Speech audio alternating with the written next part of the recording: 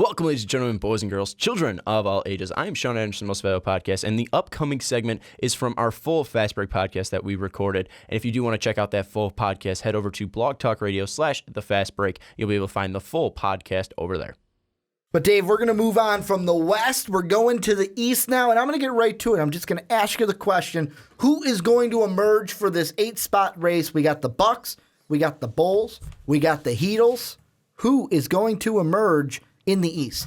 You know, I know a lot of Buck fans hate us already. So I'm gonna do this cautiously. Giannis. That's what I'm gonna do. That hard G. Giannis. God. Yeah, they know. We know our relationship. Give us that love, Bucks fans. No, I'm gonna say the Heat, and I'm gonna say the Heat because I think the Bucks are gonna take the 7th spot. Really? Because you think someone's falling out. I think the Pistons are gonna fall out, or the Pacers, one of the two.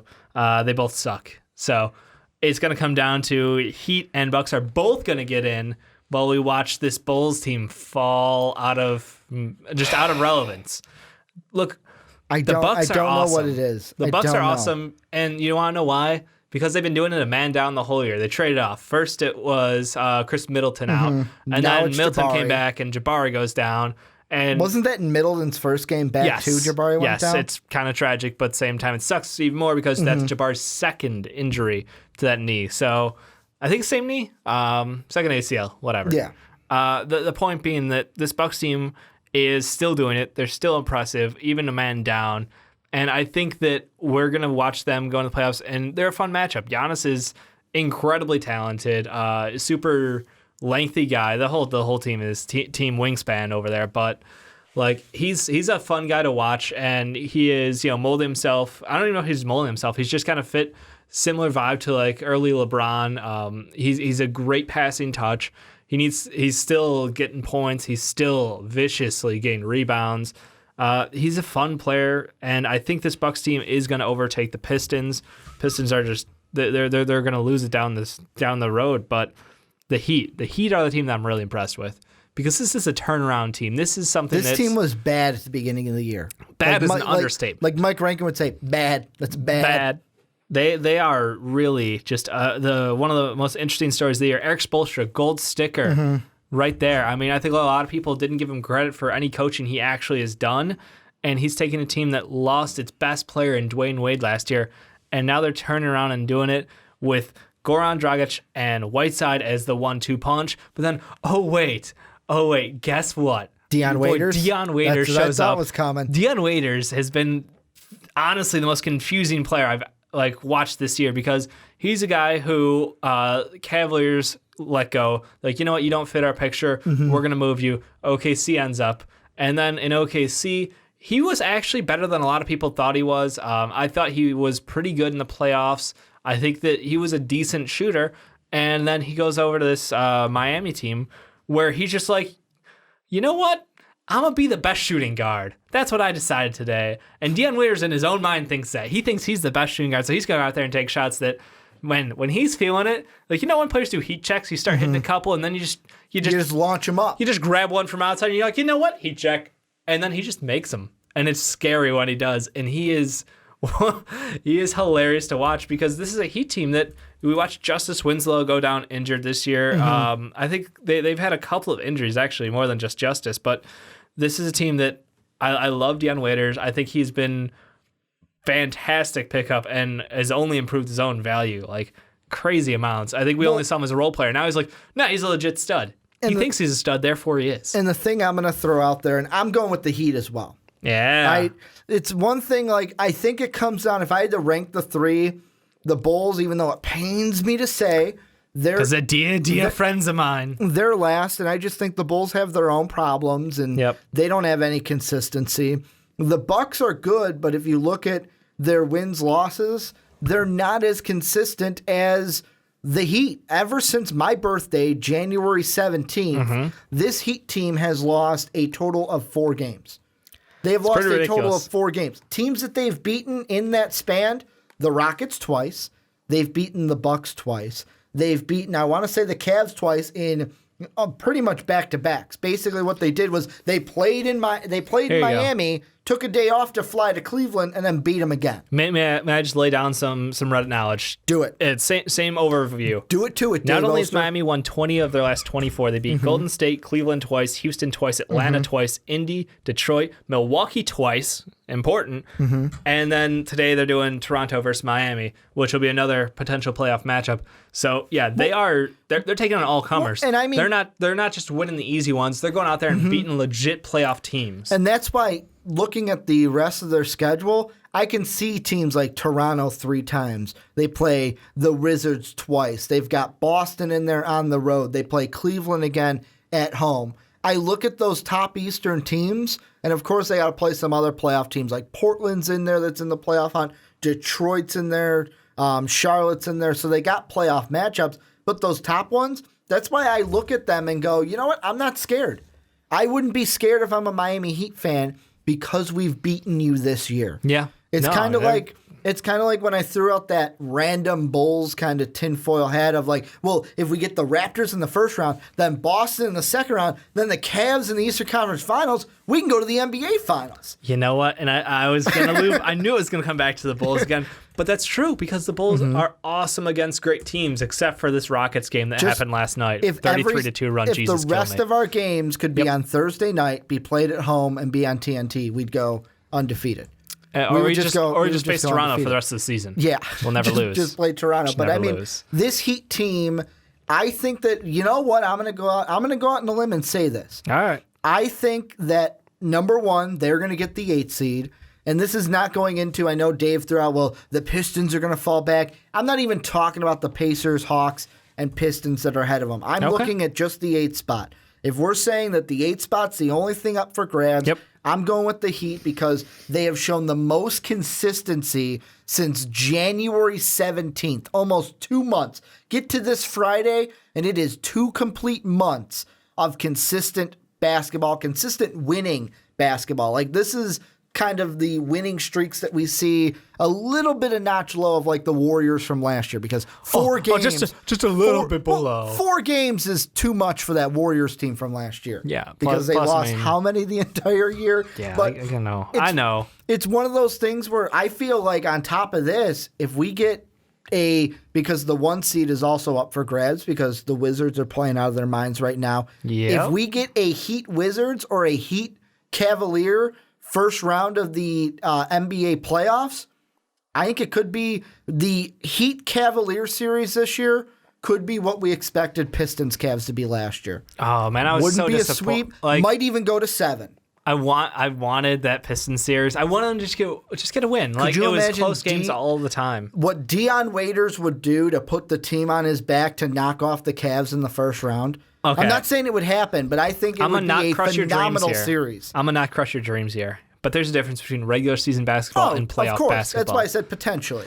And as good as I think the Heat are doing right now, and I know they're rolling, they're just plowing everybody in front of them.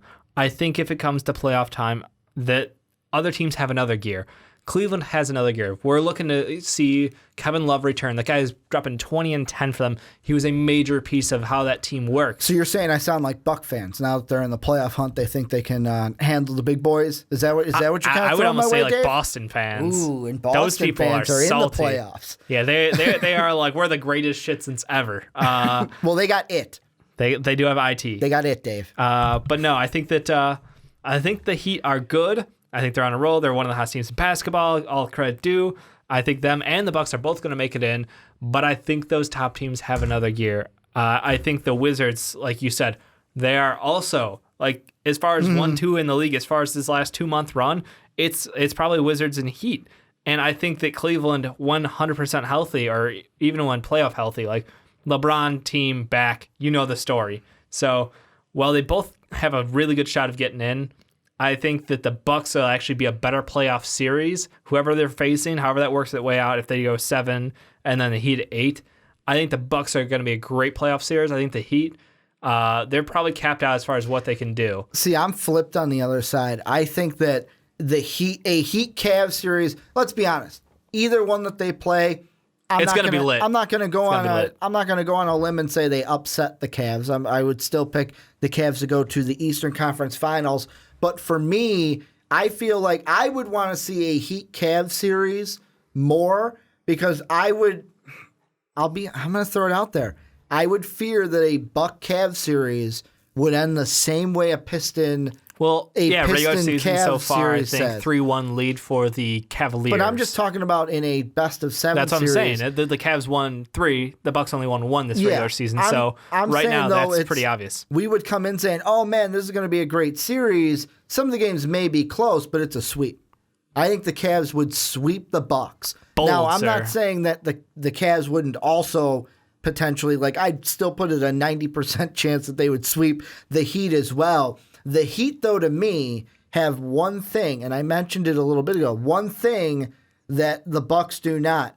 A former Cav player who is playing out of his mind, and I'm telling you, once you get that kind of like, I want to beat this team to beat this team, anything, like teams have ridden that in several situations. Absolutely. When that one player just goes, no, I want to beat this team. I'm going to will this team. That's why I think I would still, like I said, pick the Cavs to move on, but I would like to see a Heat-Cav first-round game rather than Bucks-Cavs. The scariest thing is it's the Deion Waiters mentality. He thinks he's the greatest, and somehow he's playing like out of his mind levels of good. It's kind of like... And it doesn't make sense. It just doesn't. Remember when JR went on some heaters last year in the playoffs? And it's like a whole nother level with Deion Waiters. When he's on those heaters, it's like... He's on the heaters already. It's like, holy shit, this is going. All right. So I've got one wrap-up question for you then. Okay.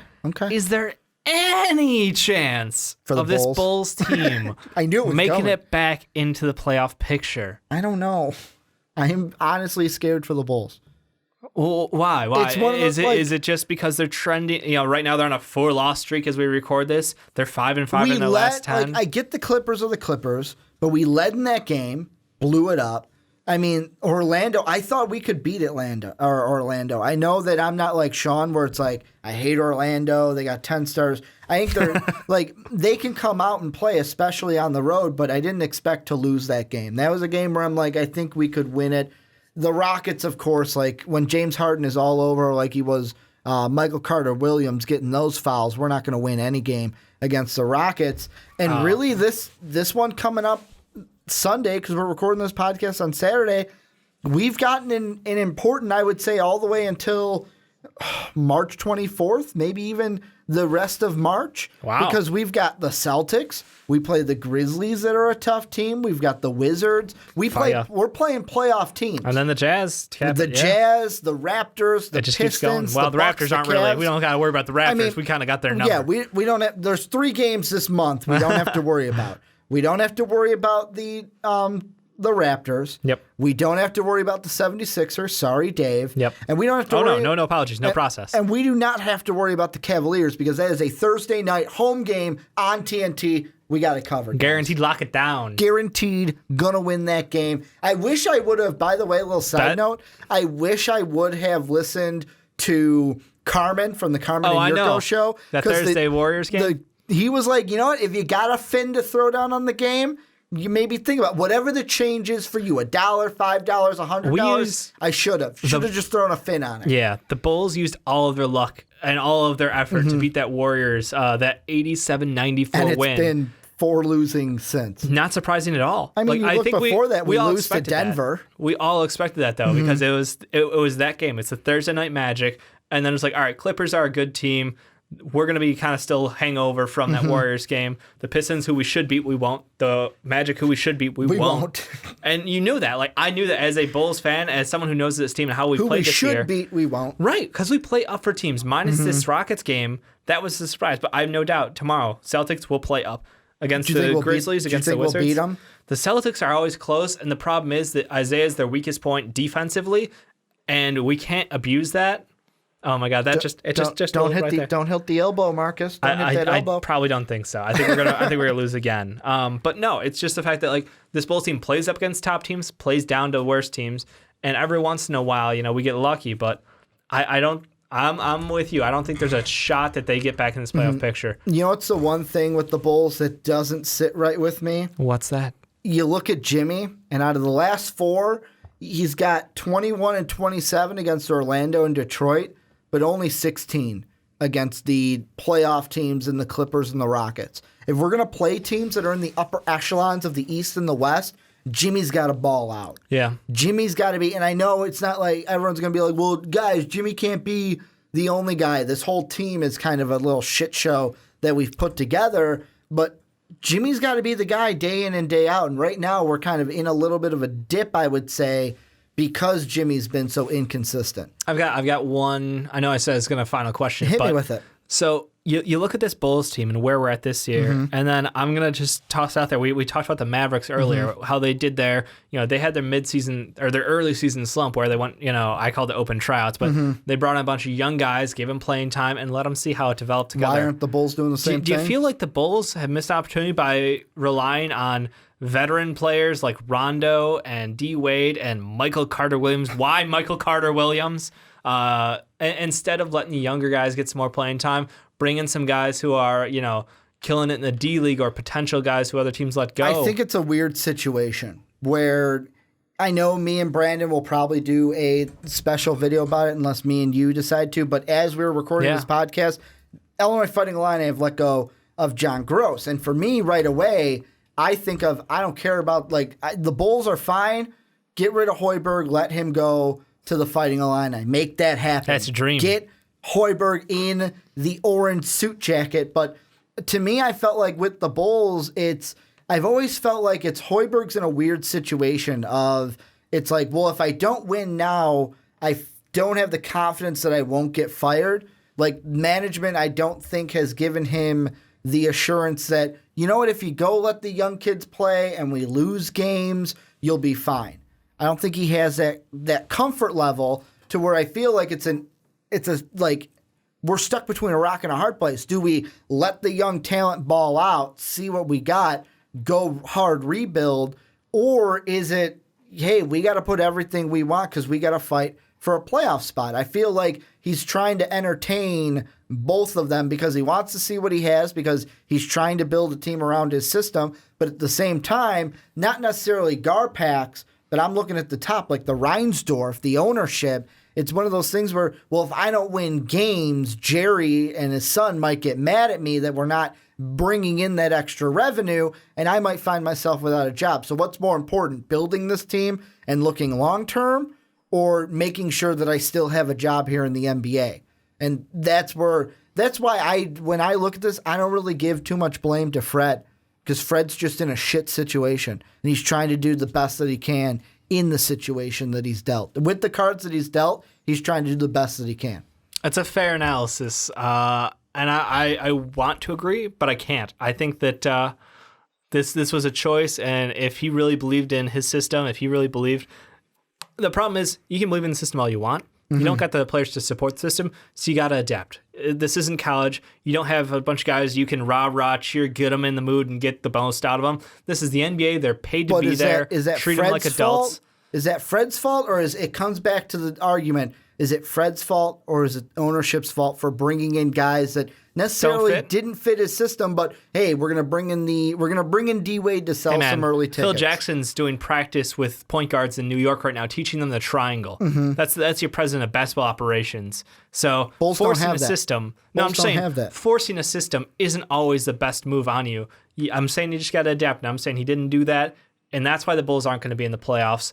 He rode this roster into the ground. He obviously didn't fit. So you're putting them. all the blame on Fred. No, it's Garpax. Okay. But Fred didn't do himself any favors this year, and I think that honestly, a different coach other than Fred would have taken this Bulls team to the playoffs. Well, and that's another thing. And the last thing I will say is sometimes when it's your first NBA job straight out of college, and I know that Boston fans are going to be like, but Brad Stevens is a different coach. He's an exception already had that pedigree coming from Butler. Like, Brad Stevens was cut from a different mold of, like, this is a guy who I've been to the, not just been to the tournament. I can just say Brad Stevens is a better coach. Been to the national championship. Well, has Hoiberg been to a national championship? No. Brad Stevens was there, I want to say twice. He brought both of Butler to the championship. I know for sure it was that Duke one. But just a final kind of put the kibosh on it. You're saying it's going to be, if you have to pick, I'm going Heat and Bucks. No, Heat Dave. Dave, the question is, Goodbye, we're Pistons. just looking at the 8 seed. The 8 seed's the only one opened. You got to pick one of these three, Bulls, Bucks, or Heat, to take the 8 seed. You're doing this to me. Yeah, I am. You got to pick one. You can't take two. I will ride with the Heat. I can't do it. I like the Heat. Like you said, hottest team in basketball. That's who I'm rolling with, the Heatles. They're rolling. But I think the Bucks will be in. I think the Pistons will be out. Deal with it. Well, Dave's picking the Heat because that's the question I asked him. My bets. Dave, you can't be like me at an all-you-can-eat buffet. You can't take everything. You got to stick to one. You're sticking with the mashed potatoes because that's what I'm picking, the mashed potatoes in the Miami Heat. But this is where you guys come in. Let us know down below what you guys think. Who would you pick to take this 8 seed, and who do you think will emerge from the Eastern Conference playoff race? Thank you. Oh, shit. Oh, it's just one of our videos scared me a little bit. Don't forget to check out that one. And also don't forget to check out patreon.com/mostvaluablepodcast. But thank you so much for watching. We'll see you next time.